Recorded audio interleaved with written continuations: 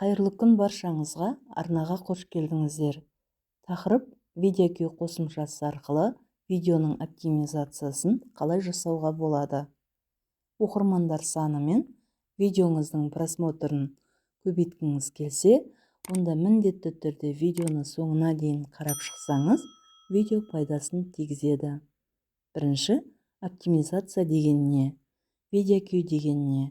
Осы сұрақтардың жауабын түсініп алыңыздар. Оптимизация дегеніміз, қарапайым тілмен түсіндіретін болсам, видеоңызды алға жылжыту процесі. Яғни, видеоның тақырыбын, описаниясын, обложкасын көрермендерге тартымды, түсінікті етіп жасау оптимизация деп аталады. Ал видеокүй дегеніміз, қажетті тақырыпты, кілтті сөздерді дұрыс табуға көмектесетін, видеоны поискадан іздегенде алдыңғы қатарға шығуыңызға ықпал ететін көмекші құрал десек болады. Бұл құралды Google-дың поискісіне скачать видеокүй деп жазып, жүктеп ала аласыздар. Жүктеп алғаннан кейін Google аккаунтыңызды, электронды почтаңызды белгілеп тіркелуіңіз қажет. Тіркелмесеңіз қолдана алмайсыз. Видеокүйдің ақылы және ақсыз түрлері болады. Зарегистрироваться бесплатно дегенді белгілеп, тегін қолдана аласыз. Бұл құралды қалай қолданамыз? Видеокүйдің үстін басып, кірген кезде бірінші идея дня деп просмотры жоғары идеяларды ұсынады. Төменгі жағында осындай бөлім атаулары көрсетілген. Обзор немесе оптимизацияны бассаңыз, YouTube-ға жүктелген видеоларыңыз шығады. Осы жерде кез келген видеоңызды таңдап оптимизациясын жасай аласыз. Сіздерге түсінікті болу үшін соңғы жүктелген видеоны үлгі ретінде көрсетейін. Жоғарыда редактировать, оценка SEO, чек-лист деген бөлімдер бар. Редактировать бөлімінде видеоның тақырыбын, описаниясын, тегелерді жазып, өңдей аласыздар. Соңында сохранить дегенді бассаңыздар, жазған сөздеріңіз сақталады. Ключевые слова поискісінде өзіңізге қажетті тақырыпты іздеп, сол тақырыптың сандық бағасын біле аласыздар. Сандық бағасы дегеніміз тақырыпқа берілетін баға. Мысалы, YouTube-ға видео жүктеу тақырыбының сандық бағасы 34 болса, YouTube Shorts монетизация тақырыбының сандық бағасы 51. YouTube-дағы авторлық құқық тақырыбының сандық бағасы 68. Байқасаңыздар, 3 тақырыпқа 3 түрлі баға берілді. Бұл дегеніміз, поискіде қандай тақырып көп ізделеді, соған қарай бағасын көрсетіп тұр. Осы жерде мүмкіндігінше поискіде көп ізделетін тақырыпты таңдаңыздар. Дұрыс таңдалған тақырып видеоңыздың рекомендацияға шығуына мүмкіндік береді. Яғни, видеоңызды YouTube өзі көрермендерге ұсынады. Келесі бөлім оценка SEO. SEO дегеніміз поисковик. Яғни, іздеу жүйесінде видеоңызды алдыңғы қатарға шығару мақсатында жасалатын іс-әрекеттер SEO деп аталады. Бұл жерде видеоның тақырыбы, кілтті сөздер саны, популярный тегтер, описаниядағы кілтті сөздер барлығы бір-бірімен сәйкес келіп, осы сандарға жеткізгенде видеоның оптимизациясы көтеріледі. Бұл видеода бәрі 0 болып тұр, бұл дұрыс емес. Егер сіздерде де осылай тұрса, SEO бағасына жеткізуге тырысыңыздар. Келесі бөлім чек-лист. Бұл жерде длина заголовка, длина описания, длина тегов. Осы көрсетілген қадамдардың барлығын дұрыс жазып орындайтын болсаңыз, оценка СО-дағы бағаңыз көтеріледі. Бұл жерде 1-2 жұмыс қана орындалған, қалғаны қызыл белгіде X деп тұр, яғни жұмыс орындалған жоқ. Осы қызыл белгіні жасыл белгіге, яғни галочкаға өзгерту керек. Жұмысты осы жерде орындаған оңайырақ болады. Длина заголовка.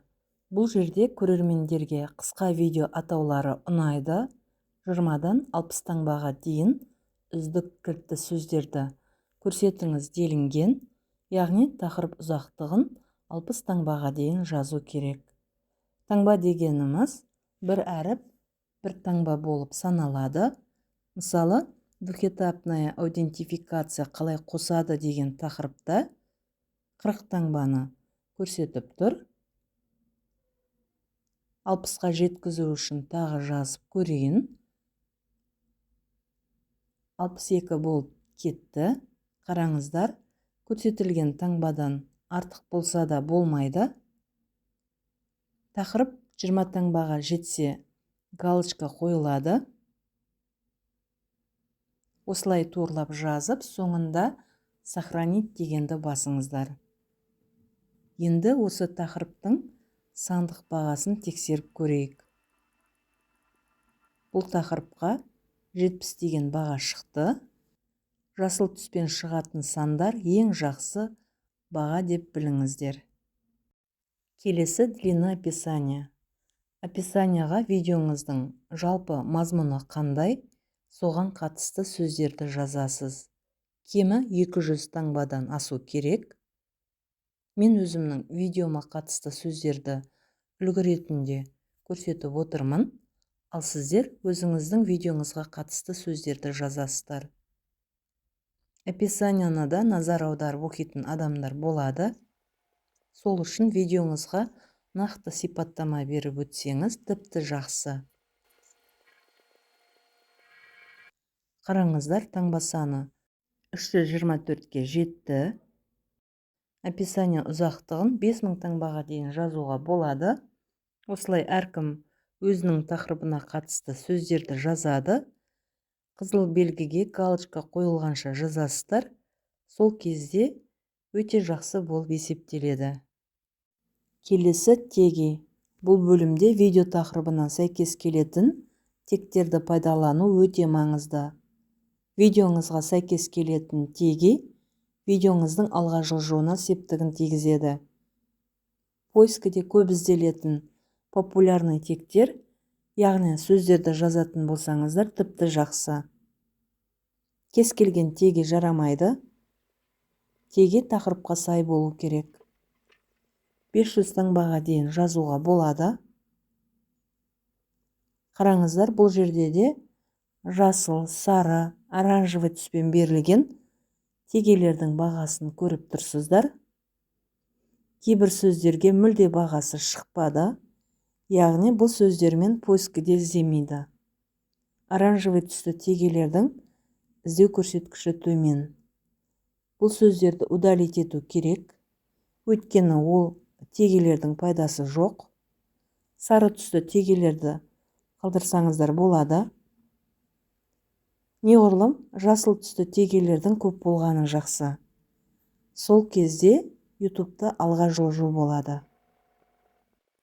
Сіздерге мотивация болсын, бұл жерге ең жақсы, ең күшті, ең мықты деген кілтті сөздерді жазыңыздар. Барлық нишаның мықты деген кілтті сөздері бар. Сол кілтті сөздерді пайдаланыңыздар. Келесі субтитр. Сілтемені бассаңыз, бірден творческая студияға кіресіз.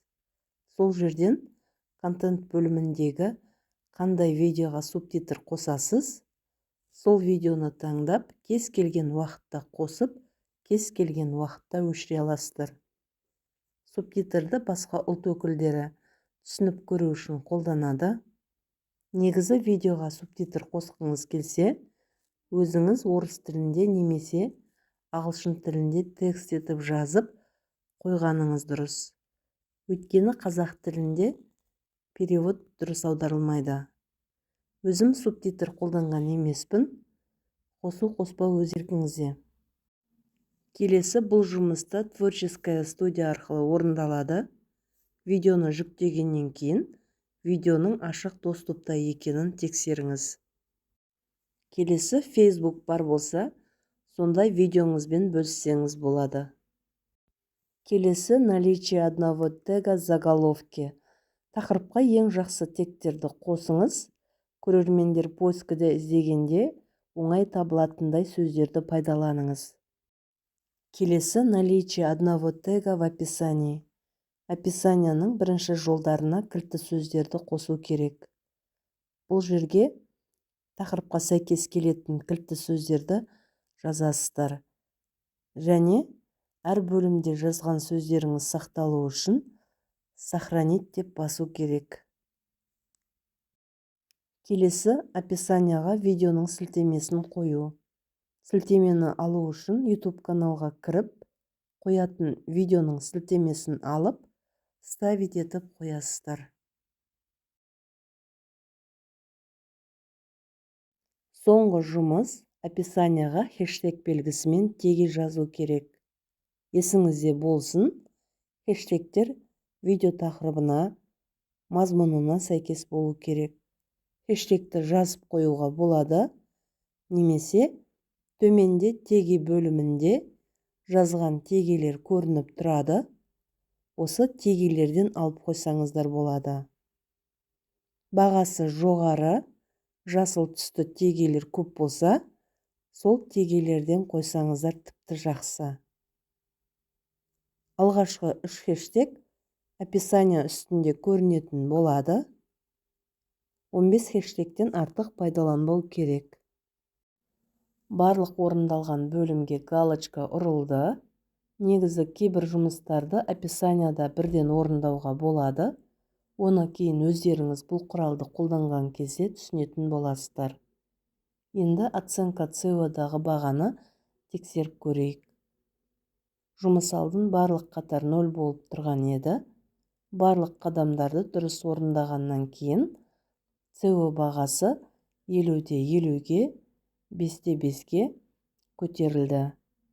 Егер жұмыс дұрыс орындалмаса, бұл бағаға жете алмайсыз. Қате орындалған жұмыстардың бағасында көрсетейін. Жұмыс дұрыс орындалмаса, осылай шығады.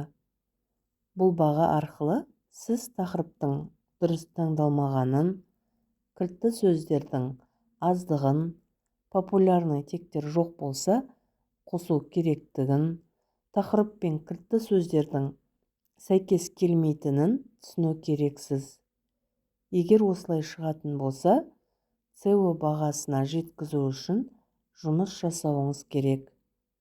Видеокүйдің ақысыз версиясының өзі осылай жұмыс жасайды. Егер ақылы версиясын қолданатын болсаңыздар, SEO бағасын 100-100-ге дейін көтеріп жасай аласыздар. Ол кезде мына жердегі SEO бағалары да жұмыс жасайды. Видеокүйдің ақылы түріне осы жерден подписка жасай аласыздар.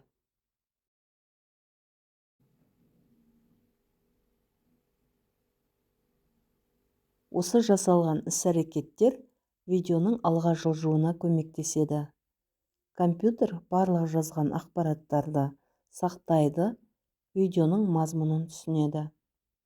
Каналыңызда видеолардың оптимизациясы дұрыс жасалмаса, осы практиканы қолданып көріңіз. Видео пайдалы болса, арнаға жазылып, комментарий жазуды ұмытпаңыздар. Назарларыңызға рахмет, сау болыңыздар.